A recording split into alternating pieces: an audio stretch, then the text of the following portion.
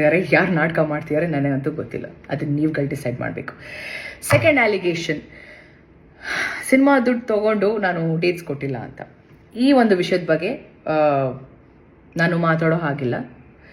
ಯಾಕೆ ಅಂದರೆ ಈ ವಿಷಯನ ಹ್ಯಾಂಡಲ್ ಮಾಡ್ತಿರೋದು ಸಾರಾ ಗೋವಿಂದ್ ಸರ್. ಅವರ ಫಿಲ್ಮ್ ಚೇಂಬರ್ಗೆ ಹೋಗಿದೆ ಈ ವಿಷಯ. ಸಾರಾ ಗೋವಿಂದ್ ಸರ್ ಹ್ಯಾಂಡಲ್ ಮಾಡ್ತಿದ್ದಾರೆ, ಅವ್ರು ಇನಿಷಿಯೇಟಿವ್ ತೊಗೊಂಡಿದ್ದಾರೆ. ಸೊ ಅವ್ರು ಹೇಳಿರೋವಂಥ ವಿಷಯ ನಾನು ಹೇಳೋವರೆಗೂ ನೀವು ಇದ್ರ ಬಗ್ಗೆ ಮಾತಾಡೋ ಹಾಗಿಲ್ಲ ಅಂತ. I respect him, I respect his words. ಅವ್ರಿಗೆ ಗೌರವ ಕೊಡ್ತಾ ನಾನು ಇದ್ರ ಬಗ್ಗೆ ಹೆಚ್ಚಾಗಿ ನಾನು ಮಾತಾಡೋಕ್ಕೆ ಇಷ್ಟಪಡಲ್ಲ.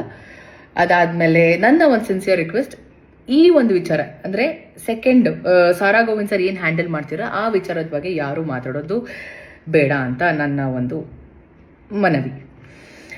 ಹಾಂ, ಸೊ ಇಷ್ಟು ವಿಚಾರಗಳನ್ನ ನಾನು ನಿಮ್ಮ ಹತ್ರ ಎಲ್ಲ ಹೇಳ್ಕೋಬೇಕು ಅಂತ ಅನಿಸ್ತು. ಅದಕ್ಕೆ ಈ ಒಂದು ವಿಡಿಯೋ. ನಾನು ತಪ್ಪು ಅಂತ ಮಾಡಿದರೆ ಚಿಕ್ಕ ಮಕ್ಕಳು ಕಾಲ್ಗೂ ಬೀಳೋಳು ನಾನು. ನಂದು ತಪ್ಪಿದೆ ಅಂತ ಅಂದರೆ, ನಾನು ತಪ್ಪು ಮಾಡಿಲ್ಲ ಅಂತ ಆದರೆ ದೇವರೇ ಬಂದು ಮುಂದೆ ನಿಂತ್ಕೊಂಡ್ರು ನಾನು ಸಾರಿ ಕೇಳೋಳೆ. 100% ನಾನು ಸಾರಿ ಕೇಳೋಳೆ ಅಲ್ಲ.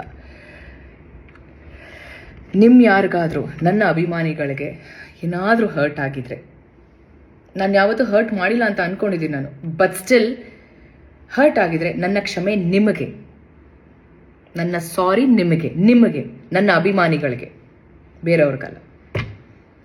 ನಿಮ್ಮ ಪ್ರೀತಿ, ನಿಮ್ಮ ಆಶೀರ್ವಾದ ನನ್ನ ಮೇಲೆ ಹೀಗೆ ಇರಲಿ. ಐ ನೋ ಏನೇ ಸಿಚುವೇಶನ್ ಬಂದ್ರೂ ನೀವು ಎಲ್ಲರೂ ನನ್ನ ಜೊತೆ ಇರ್ತೀರಾ ಅಂತ. And all I can say is